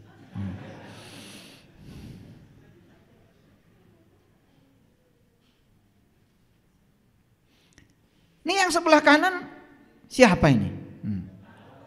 Oh, udah mulai tidak terjebak lagi ya. Nah, kalian udah mulai agak pinter ini sekarang. Udah mulai agak pinter. Dia sedang merasakan apa? Nggak tahu. Yang jelas dia sedang merasakan sesuatu dan yang bisa merasakan cuma dia sendiri. Kalian nggak bisa. Makanya murid-murid di sekolah itu selama ini semakin jauh dari kesadaran. Karena guru kalau mengatakan, ini orang sedang apa? Pusing Pak Guru, langsung kasih 100. Dan yang lucunya anak ini mengatakan benar jawabannya. Itu kan yang membuat kalian modelnya kayak gini. Merasa paling benar, merasa paling hebat, merasa paling soleh. Kalau udah dandan kayak gini, yang lain salah. Ini dari tadi ketawa-ketawa itu mentertawakan siapa sebetulnya? Nah, kalau kalian sudah mentertawakan diri sendiri itu tanda-tanda masih ada kehidupan dalam diri kalian itu. Masih ada kehidupan. Ya. Dan orang yang sombong, orang yang tidak tahu kalau dirinya tidak tahu, gak akan ada di sini. Dan dia tidak kebagian tertawa. Betul apa tidak? Makanya kalian suka baca surah Yasin kan? Litundiro qaumama undiro abauhum fahum ghafilun. Sering gitu kan? Sering kalian wajah-wajah udah yakin ini. Kalau malam Jumat pasti yasinan ini. Dari wajahnya kelihatan. Tapi ngerti nggak? Pengen nyubit saya tuh sama kalian itu. Bolak-balik baca itu bolak-balik, satu ayat pun sampai nggak ngerti. Litundira qaumam ma undira aba'uhum fahum ghafilun. Jadi para rasul, para nabi itu sedang disuruh oleh Allah untuk menyampaikan kepada kita semua ya, bahwa aku hanya bisa memperingati kamu yang ikut peringatan. Itu maksudnya. Yang ikut, yang gak ikut ya gak bisa diperingati. Makanya beruntung kalian ikut, karena aku bisa memberikan peringatan. Tentu saja saya bukan siapa-siapa, saya hanya menyampaikan ilmu yang disampaikan oleh para rasul dan para nabi. Semoga berkah. Nah, ada kata-kata berikutnya, litundira qaumam ma undira aba'uhum fahum ghafilun. Karena peringatan ini gak pernah disampaikan oleh bapak-bapakmu yang membuat kamu jadi lalai. Itu maksudnya. Kenapa bapak-bapakmu tidak ngasih peringatan tentang ini? Karena bapak-bapakmu juga tidak tahu. Karena bapak-bapakmu mengikuti bapak-bapaknya lagi. Nah, bapak-bapaknya lagi mengikuti bapak-bapaknya lagi. Terus turun-temurun. Makanya kebodohan itu harus diputus. Kartos.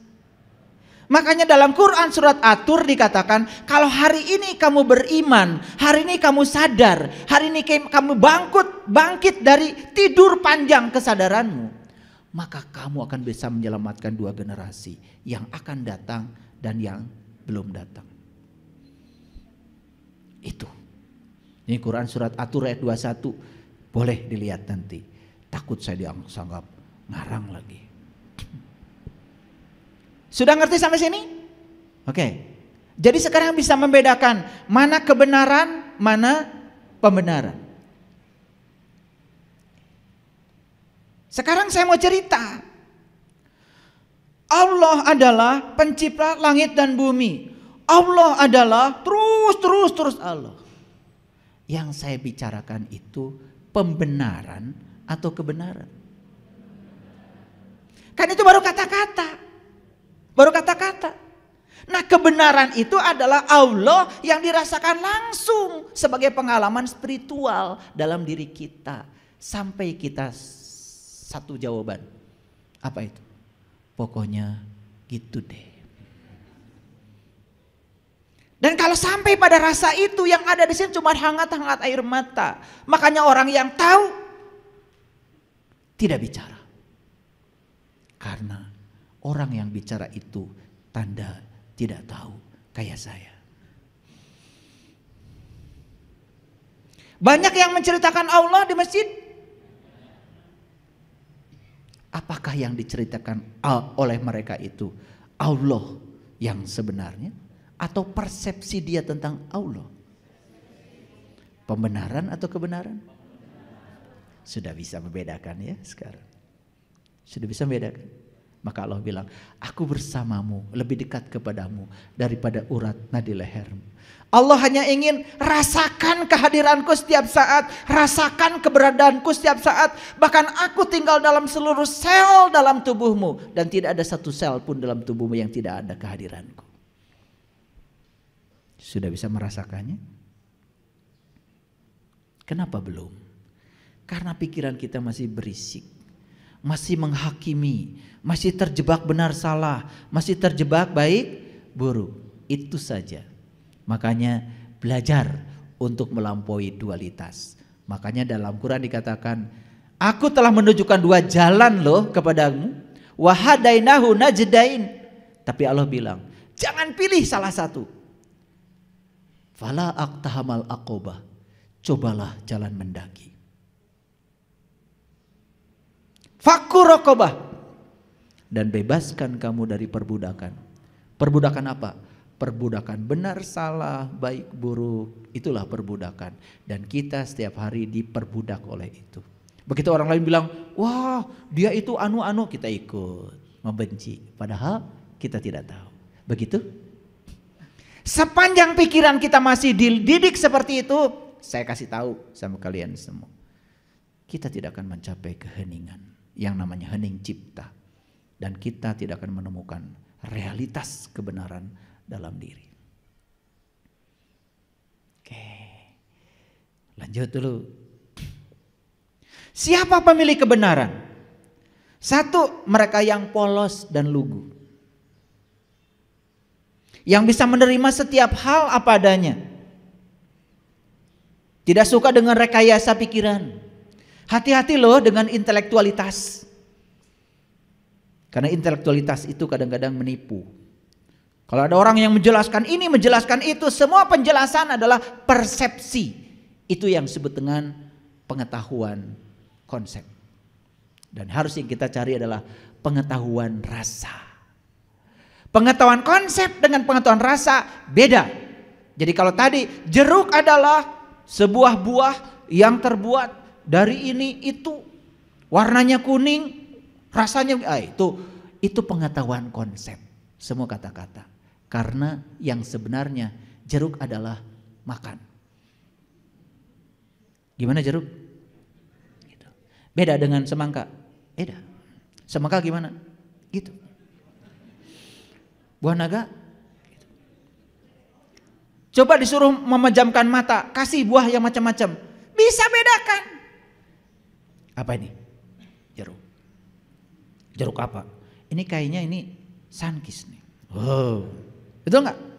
Ini jeruk nipis ini. Ini purut kayaknya ini. Sampai jenisnya tuh bisa itu. Betul nggak? Semua kebenaran itu di sini. Di sini ada alatnya untuk mengecek kebenaran itu. Makanya sekarang bedakan mana pengetahuan konsep, mana pengetahuan rasa. Karena kebenaran ada dalam rasa, bukan rarasaan. Awas, rarasaan teh asa bener. Betul nggak? Iya, salah pasti. Mereka yang kosong dan terbuka. Gelas kalau kosong, nih. Kalau kosong ada kemungkinan bisa diisi. Kalau terbuka nih, covernya, kafir. Kalian tuh sembarangan bilang orang kafir sama orang lain yang berbeda keyakinan. Duh, kampungan.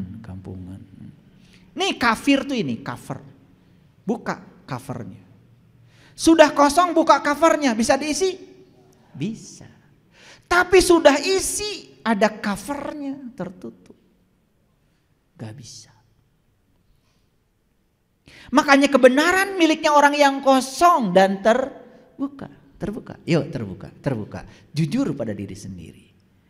3, kebenaran miliknya mereka yang rendah hati. Orang yang sombong tidak pernah dialiri kebenaran. Oleh karena itu sudah kosong, sudah terbuka. Kalau tempatnya masih di atas, siapa yang mau ngisi? Males. Sudah kosong, terbuka, di bawah. Sudah siap Desi. Makanya saya kasih tahu. Mohon maaf. Saya lebih gampang mengajarkan orang-orang model gitu daripada orang-orang yang seperti banyak pengetahuannya padahal cuma sampah saja. Karena yang disebut pengetahuan oleh dia itu sebenarnya adalah pengetahuan konsep. Lihat saya semuanya. Apakah pernyataan sama dengan kenyataan? Ulangi. Apakah pernyataan sama dengan kenyataan? Semua pernyataan yang diuraikan di buku belum tentu sama dengan kenyataan. Makanya kasihan tuh anak di sekolah, kasihan mahasiswa disuruh mendefinisikan ini, mendefinisikan itu, padahal semua itu adalah pengetahuan konsep. Betul? Nah, oke. Nah, siapa pemilik kebenaran? Mereka yang tahu kalau dirinya tidak tahu. Siapa pemilik kebenaran? Mereka tidak perlu menempuh sekolah-sekolah tinggi. Karena kebenaran itu urusan kesadaran, urusan pengalaman. Saya bukan menyepelekan yang sekolah tinggi, tidak. Sekolah tinggi tentu saja bagus, biar punya kertas buat melamar pekerjaan. Silakan yang mengagung-agungkan kertas, cari kertas. Duit kertas, ijazah kertas, sertifikat kertas. Apalagi? Surat tanah kertas. Silakan yang senang mengumpulkan kertas, selamat deh. Iya. Bahkan kertas pun dipertuhankan. Oke, lanjut dulu. Jadi pernyataan dengan kenyataan beda. Nih, lihat saya. Jadi kenyataan belum tentu sama dengan pernyataan. Karena pernyataan itu adalah rangkaian kata-kata yang dibuat oleh manusia untuk menjelaskan sesuatu yang sebetulnya tidak bisa dijelaskan. Saya ngajar di universitas. Saya ngajar pada mahasiswa arus listrik. Dalam buku fisika, arus listrik adalah banyaknya muatan yang mengalir persatuan waktu. Itu pernyataan. Apakah kenyataannya begitu? Sampai sekarang pun saya tidak melihat muatan mengalir dalam kabel. Daripada enggak, biar pada sibuk guru. Kalau guru sibuk kan siswa sibuk. Semua jadi pada sibuk. Kalau sibuk dapat gaji. Gitu aja. Kita tuh main-main aja semua. Bukan jangan terlalu serius. Arus listrik adalah banyaknya muatan yang mengalir persatuan waktu. Saya punya kabel, kemudian ujungnya saya masukkan kutub positif, ujungnya saya masukkan kutub negatif. Ngalir tuh. Kelihatan gitu di kabel? Siapa yang bisa melihat ada muatan bergerak di sini? Enggak ada. Tapi daripada enggak ada, diadakan supaya kita semua sibuk. Apakah arus listrik adalah muatan yang bergerak persatuan waktu kebenaran? Bukan. Itu pembenaran supaya sibuk. Karena arus listrik yang sebenarnya apa yang terjadi di kabel ini sekarang. Yang terjadi di kabel ini semua tidak ada yang tahu. Ada ilmuwan namanya Drude, orang Amerika. Dia bikin model kabut elektron untuk menjelaskan arus listrik. Ya agak lumayan, tambah ruwet. Mahasiswa saya ajarkan model Drude ini, bagus mahasiswa, tambah pusing. Tambah banyak yang gak lulus. Tapi kalau mahasiswa menjawab arus listrik adalah pokoknya gitu deh. Itu makin gak lulus. Gak boleh di sekolah begitu. Harus pura-pura pinter. Pura-pura banyak kata-katanya, tulisannya. Harus pura-pura. Di sekolah harus pura-pura. Kalau arus listrik adalah apa yang terjadi di kabel itu saya tidak tahu. Tambah gak lulus. Ngerti ya? Ini kuliah udah tingkat tinggi nih ya. Supaya mengerti mana kebohongan, mana kebenaran. Karena kita selama ini menganggap semua yang dikatakan orang walaupun tidak ada buktinya kita sebut itu kebenaran. Padahal hanya cek jeng cenah. Oke, jawab pertanyaan saya. Apakah penjelasan tentang air sama dengan air? Tidak. Apakah penjelasan tentang api sama dengan api? Tidak. Apakah penjelasan tentang Allah sama dengan Allah? Banyak yang menjelaskan Allah. Berani-beraninya. Jadi Allah itu tidak bisa dijelaskan, tidak bisa diterangkan. Tapi para nabi, para rasul mengajarkan dia bisa ditemui dan dirasakan kehadirannya setiap saat. Ud'uni astajib lakum. Undanglah aku akan selalu mengabulkan seluruh undanganmu. Oke. Nah, pakai ayat sekarang biar kelihatan ngajinya. Ini Quran surat Az-Zuhruf ya, surat ke-43 ayat 78. Laqad ji'nakum bil haqq walakinna aktsarakum lil haqq karihun. Sesungguhnya kami benar-benar telah membawa kebenaran kepada kamu. Tetapi kebanyakan di antaramu benci pada kebenaran itu. Ini bahasa Qur'annya aksaro, kasiro. Kasiro itu artinya 90%. Nah lawannya kasiro kalau di Quran dalam bahasa Arab itu adalah kolil. Kolil itu sebagian kecil. Ya kalau di persentasi kolil itu 10% lah.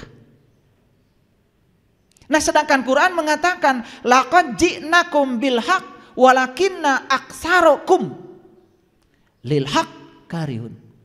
Sesungguhnya kami benar-benar telah membawa kebenaran kepada kamu, tetapi kebanyakan di antaramu benci kepada kebenaran. Jadi Quran mengatakan yang benci terhadap kebenaran ini lebih banyak. Berarti kalau dipresentasi, yang senang kebenaran berapa persen? 10. Yang benci kebenaran 90. Berarti yang senang definisi, yang senang penjelasan berapa persen? Yang senang dongeng, cerita berapa persen? Yang percaya pada dongeng, cerita berapa persen? Banyak? Siapa di antaranya? Jangan-jangan kita ikutan yang 90. Makanya di Quran surat Al-Kahfi kan jelas. Masuklah kamu ke dalam golongan yang sedikit. Masuklah ke dalam gua yang bisa memberikan kamu keselamatan. Bukan masuk ke gua situ. Tahu gua? Gua atau gue? Gue itu aku. Artinya masuklah ke dalam gua, meniti ke dalam dirimu. Temukan diri sejatimu. Itu. Karena meniti ke dalam diri pasti dapat pengalaman. Mana yang paling bagus? Cerita Musa atau menjadi Musa? Jawab yang betul. Cerita Musa atau jadi Musa? Kalau cerita Musa dapat apa? Dongeng tentang Musa. Kalau jadi Musa dapat apa? Dapat pengalaman seperti yang dialami Musa. Bisa membedakan mana pembenaran, mana kebenaran? Oke, selama ini kalian ngaji cerita Musa atau menjadi Musa? Cerita Muhammad atau menjadi Muhammad?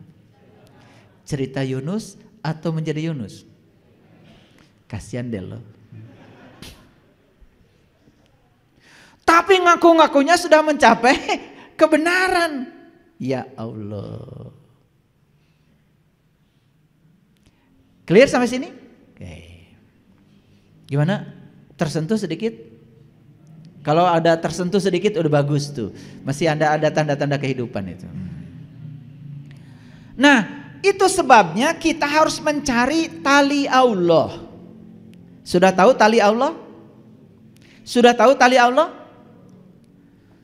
Saya tanya dari tadi banyak gak taunya. Makanya Allah mengatakan, lihat saya. Wa'tasimu bihablillah. Wa'tasimu bihablillahi jami'a. Wala tafarroku. Wazkuru nikmatallahi alaikum. Idh kuntum a'daan. Fa'allafa baina qulubikum. Fa'asbahtum bi ni'matihi ikhwana. Wa kuntum ala syafa khufratim minan nar. Fa'anqadakum minha. Kazalika yubayyinullahu lakum ayatihi la'allakum tahtadun. Mengerti? Jawab dong. Sering baca ayat ini. Kenapa? Kalau baca ayat sendiri tidak pernah bertanya. Tanya sama kamu, mengerti? Gitu. Kalau gak mengerti ya saya jelaskan sekarang. Wa'tasimu bihablillah, dan berpegang teguhlah kamu semuanya kepada tali Allah. Habl itu tali. Yang luar biasa, lihat saya semuanya. Ada seorang ilmuwan namanya Hubble. Dia pencipta teleskop Hubble. Dan ketika teleskop Hubble diciptakan, maka sejarah tentang alam semesta terbuka. Karena apa? Setelah Hubble merekam proses penciptaan alam semesta. Jadi ledakan alam semesta yang terjadi jutaan miliaran tahun yang lalu itu baru terekam sekarang. Karena cahaya itu untuk merambat perlu waktu. Walaupun kecepatan cahaya itu adalah 300 juta meter per detik, tetapi ledakan di alam semesta ini baru tertangkap oleh kameranya Hubble. Bayangkan setelah miliaran tahun, betapa tak terbatasnya alam semesta luas nih. Yang luar biasa, ini Hubble itu orang Amerika, tapi dikasih nama bahasa Arab. Dan saya curiga jangan-jangan orang tuanya udah tahu ayat ini. Karena kata-kata Habel adanya di Quran surat Al Imran nih ayat 103. Sayang saya sekarang tidak bisa ketemu orang tuanya. Tapi saya kagum karena apa? Dia dikasih nama Hubble. Dan gara-gara teleskop Hubble, sejarah alam semesta terbuka semuanya. Kita mengenal yang disebut dengan supernova. Yang di Quran disebut mawar merah. Fa'idha sakotis sama'u fakanat wardatan kadihan. Fabi ayyi ala'i rabbikuma tukadziban. Ketika langit ruhanimu terbuka, saat itu kau akan menyaksikan merah mawar seperti kilapan minyak. Siapapun yang sudah menyaksikan itu dalam dirinya, dia sudah menemukan kebenaran. Sudah belum? Kalau belum jangan banyak ngomong. Diam saja. Cari kebenaran itu. Karena itu ada dalam dirimu. Jadi supernova bukan hanya di teleskop Hubble. Ada di sini. Dan tubuh kita ini adalah teleskop Hubble yang sebenarnya. Lebih canggih daripada teleskop Hubble buatan Hubble itu sendiri. Banyak yang tidak tahu kalau tubuh yang hebat ini adalah teleskop Hubble buatan Allah dengan tangan Allah sendiri untuk menyaksikan kebesaran Allah yang ada di dalam diri kita. Maka di Quran dikatakan, aku bentangkan kebesaranku di segala ufuk, dan yang paling penting aku bentangkan kebesaranku pada dirimu sendiri. Dan siapa yang menemukan tanda-tandaku dalam dirinya, dia sudah menemukan kebenaran. Lanjut dulu. Dan berpegang teguhlah kamu semua kepada tali Allah. Dan janganlah kamu bercerai-berai. Dan ingatlah akan nikmat Allah kepadamu. Jadi sebetulnya tali Allah yang sebenarnya adalah nikmat yang Allah berikan kepadamu.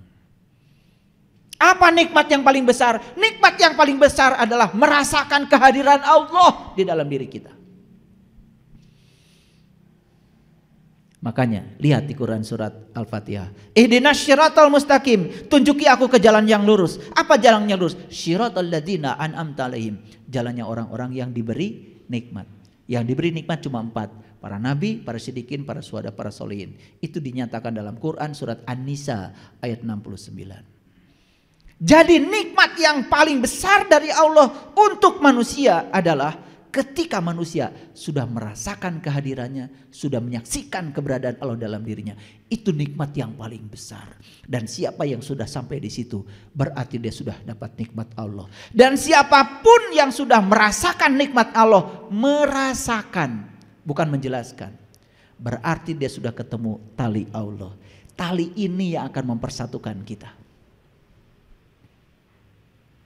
Makanya kenapa tafsir beda-beda? Kenapa pemahaman ayat beda-beda? Karena masing-masing berbicara pakai otaknya sendiri-sendiri. Masing-masing belum mengalami.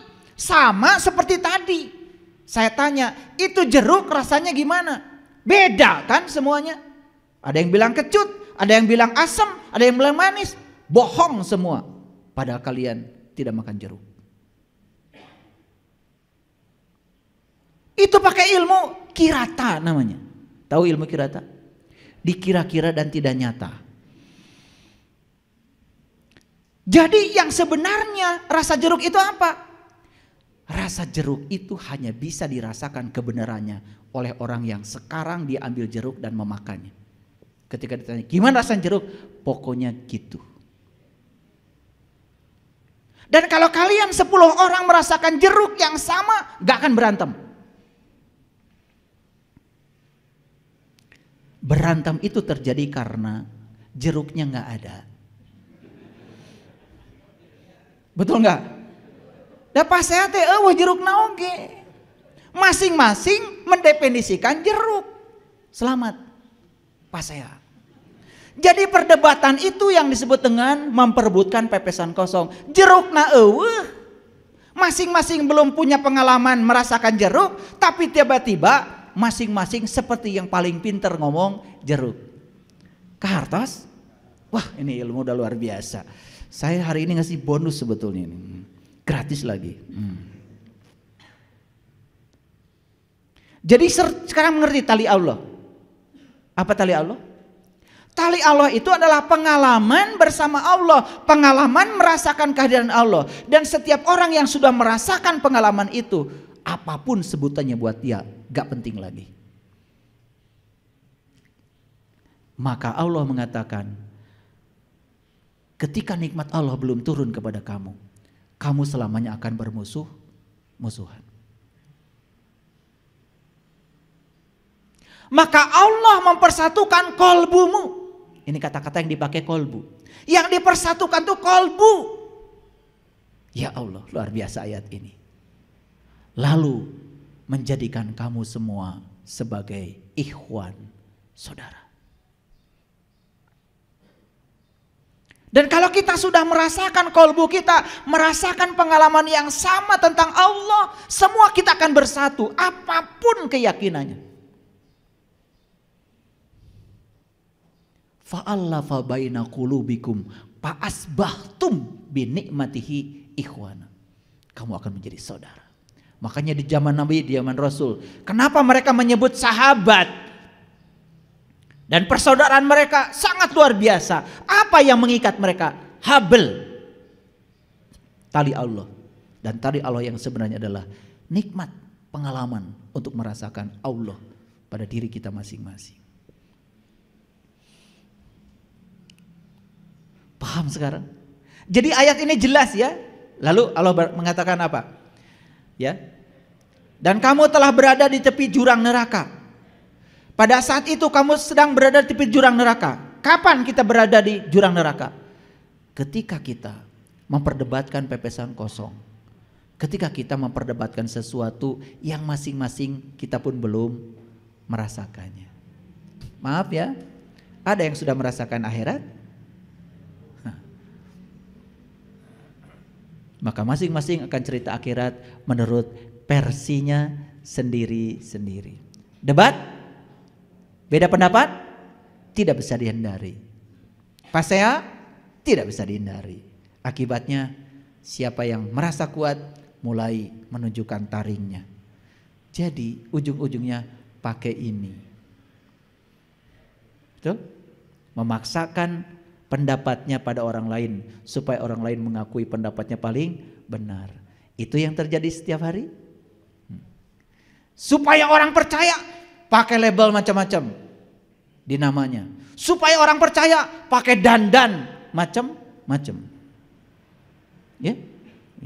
Ke pasar baru dulu. Biar kayak wali. Wali murid maksudnya.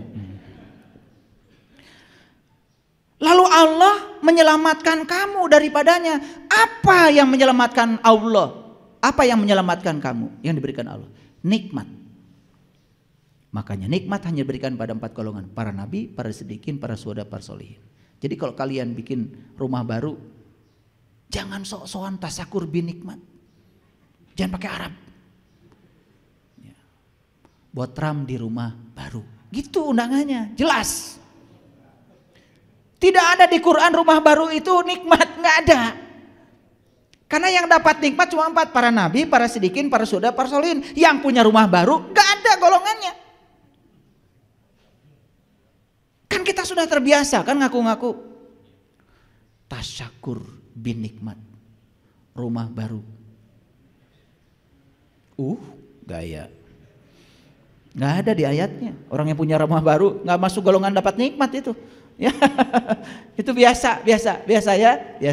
Jadi kalau mau buat tram aja, nggak usah pakai judul macam-macam.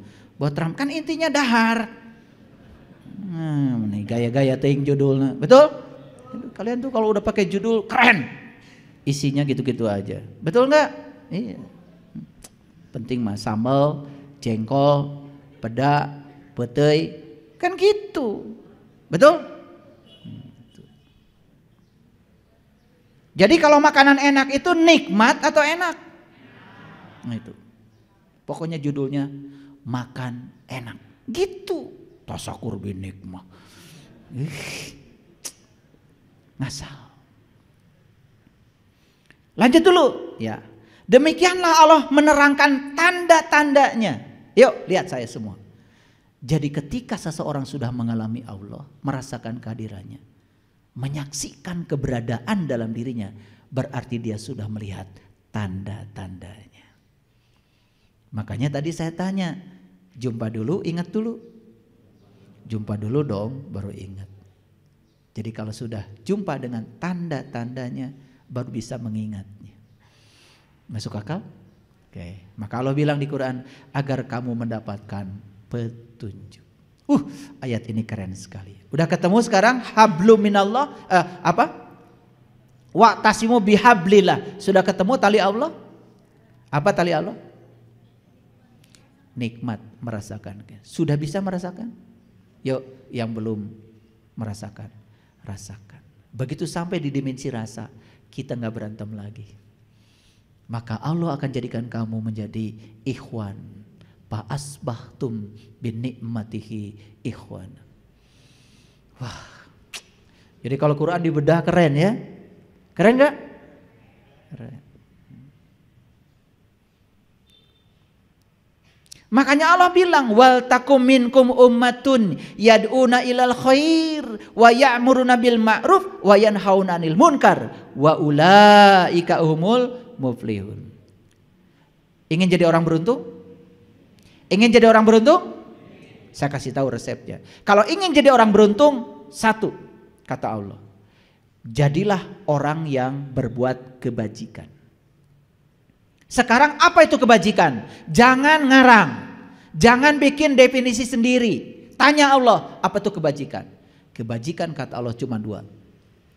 Wa ya'muruna bil ma'ruf wa yanhauna 'anil munkar. Mengajak manusia untuk ma'ruf. Ma'ruf itu mengenal, dari kata arafa. Mengajak manusia untuk mengenal siapa? Mengenal Allah. Dan cegah yang sudah kenal supaya tidak mungkar, supaya tidak kembali ke belakang. Dan selama ini kata amar ma'ruf nahi mungkar itu diartikan jadi kekerasan, bawa pentungan. Lucunya pakai Allahu Akbar. Jadi Allahu Akbar itu hanya menakut-nakutin orang. Padahal di Quran jelas kebajikan itu ada dua. Satu, wa ya'muruna bil ma'ruf. Ajak manusia, perintahkan manusia untuk mengenal. Wa yanhauna 'anil munkar, cegah yang sudah kenal, jangan mundur ke belakang. Wa ulaika humul muflihun, kamu akan termasuk orang yang beruntung.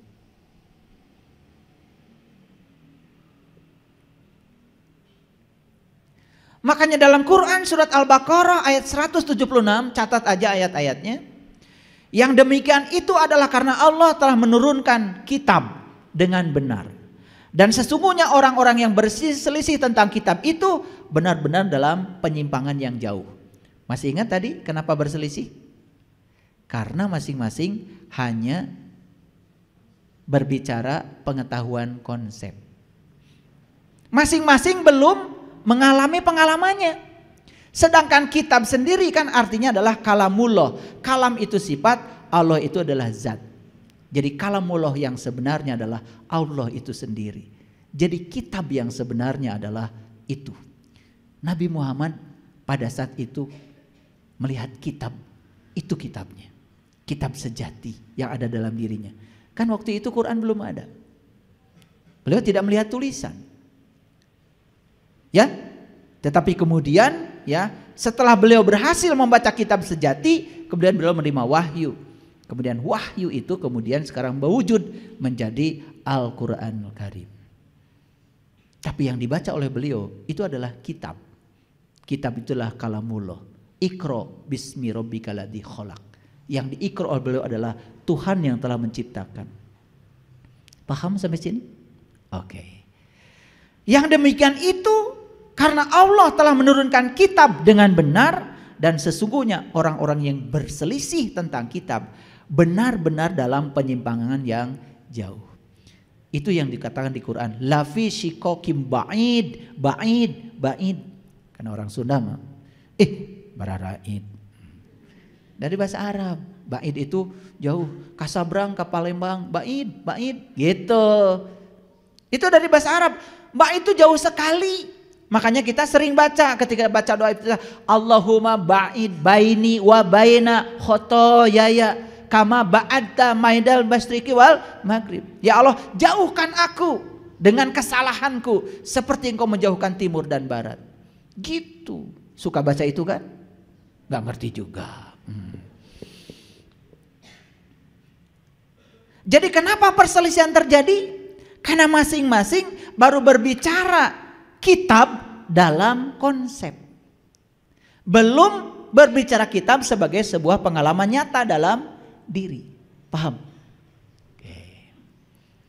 Jadi apa yang saya sampaikan tadi itu sekarang ini dasar-dasarnya ayat-ayatnya. Baik, kita lanjutkan.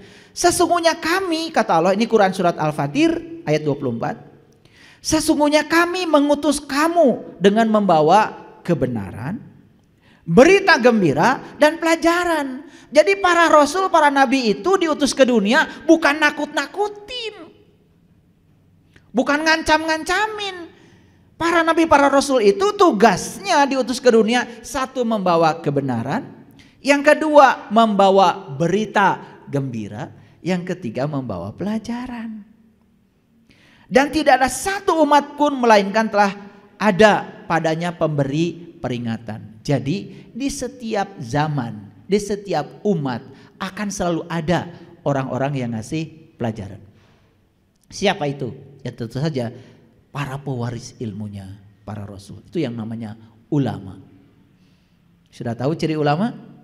Ciri ulama ada 3. Kata Quran ini bukan kata saya. Jangan tersinggung ya yang mengaku ulama.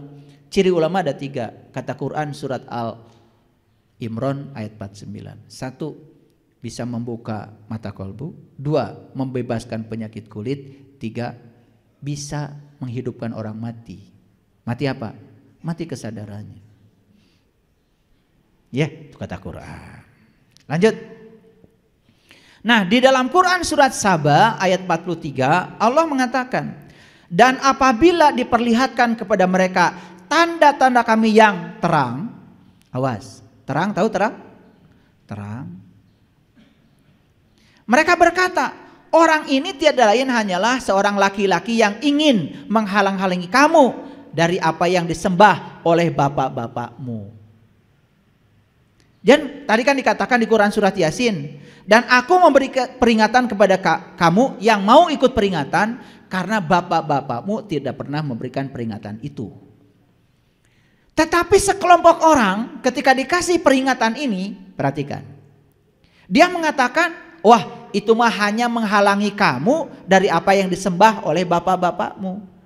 Lalu kita lebih suka, da tiba heula ge urang mah turun-temurun ge kieu.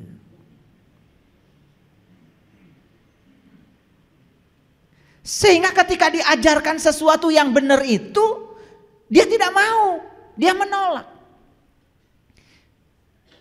Nanti sampai di rumah baca lagi Quran surat Al-Fatir ini, surat Saba ini ayat 43. Ini tiada lain adalah kebohongan yang diada-adakan saja. Malah bilangnya ini adalah kebohongan. Ah, eta mah diaya-aya we, kan gitu. Dan orang-orang kafir berkata kepada kebenaran, tatkala kebenaran itu datang kepada mereka, ini tiada lain hanyalah sihir yang nyata. Jadi ketika dia mengalami kebenaran itu, malah dia bilang, wah ini mah sihir katanya. Itulah orang-orang yang tertutup. Jadi dikasih yang gampang, embung, piraku, gampang. Dikasih yang susah, embung juga. Nah hese-hese teuing. Saya mah jadi bingung hayangna teh kumaha. Nah, perhatikan saya. Kebenaran akan selalu mencari jalan untuk mengungkapkan dirinya. 1. Lihatlah 2 kali kalau ingin menemukan kebenaran. Lihatlah sekali saja kalau ingin menemukan keindahan. Kalau ingin menemukan keindahan, sekali aja melihatnya. Tapi kalau ingin menemukan kebenaran, lihat 2 kali. Makanya banyak orang melihat tetapi tidak memandang. Ningali gunung teh gunung we bungkul. Tapi orang yang sudah bisa melihat sekaligus memandang, dia akan bisa melihat kebenaran di balik gunung itu. Keadilan, kebenaran, kebebasan, itulah pangkal dari kebahagiaan. Jadi kenapa kita tidak bahagia selama ini? Karena belum menemukan kebenaran itu. Dan kebenaran adalah pengalaman rasa, realisasi ya Tuhan yang langsung dirasakan oleh kita sendiri. Anda tidak akan pernah salah selama selalu berpegang pada kebenaran. Kebenaran adalah sesuatu yang unik, tidak berawal, tidak berakhir, serta tidak terjebak oleh ruang dan waktu. Itulah kebenaran. Kebenaran tidak pernah menjadi tua. Kebenaran berada pada bibir-bibir manusia yang sudah mati. Mati apanya? Mati bibirnya. Dan orang yang sudah menemukan kebenaran, bibirnya mati. Ngerti maksudnya? Sekalipun bicara paling juga pokoknya gitu deh. Sependek itu kata-katanya. Kenapa? Sudah mati. Karena sudah asyik mansuk, sudah menemukan kebenaran itu. Sahabat paling baik dari kebenaran adalah waktu. Musuh yang paling besar dari kebenaran adalah prasangka. Dan pengiringnya yang paling setia adalah kerendahan hati. Jadi sahabat yang paling baik dari kebenaran adalah waktu. Nih saya kasih tahu. Kalau kita sedang berselisih dengan orang, sudah pergi saja. Biar waktu yang membuktikan. Karena waktu itu jujur, waktu itu tidak pernah salah. Dalam keheningannya, waktu yang akan menunjukkan. Jadi sahabat yang paling baik dari kebenaran adalah waktu. Musuh yang paling besar dari kebenaran adalah prasangka. Awas, prasangka ingat tadi? Prasangka, pembenaran, pengetahuan konsep, itu prasangka. Dan pengiringnya yang paling setia adalah kerendahan hati. Kebenaran tidak pernah layu. Kebenaran yang paling agung adalah kebenaran yang sederhana. Dan seperti itulah yang dilakukan dan ditemukan oleh kebanyakan orang-orang besar.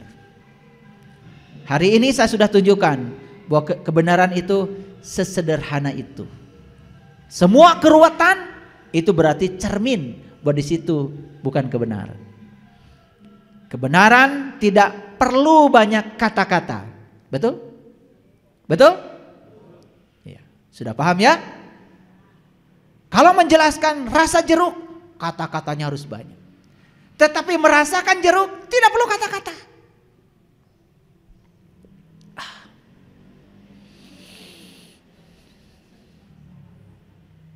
Senang mana kalian? Senang kata-kata atau pengalaman? Bohong. Selama ini lebih senang kata-kata. Makanya di Quran dikatakan, innalladzina kafaru sawaun alaihim a'andartahum am lam tumdirhum la yu'minun. Sesungguhnya orang-orang yang tertutup mata kalbunya, dikasih peringatan, tidak dikasih peringatan, tidak juga akan terbuka mata kalbunya. Peringatan kata-kata bukan? Kata-kata. Mana yang kalian sukai? Pengalaman atau kata-kata? Ya. Harusnya pengalaman. Ieu madar meuli buku tentang India lain arinit kan itu. Ya. Saya tidak akan pernah merasakan air dari tulisan tentang air. Apalagi dari penjelasan buku tentang air. Saya hanya akan merasakan air ini dari airnya. Sederhana?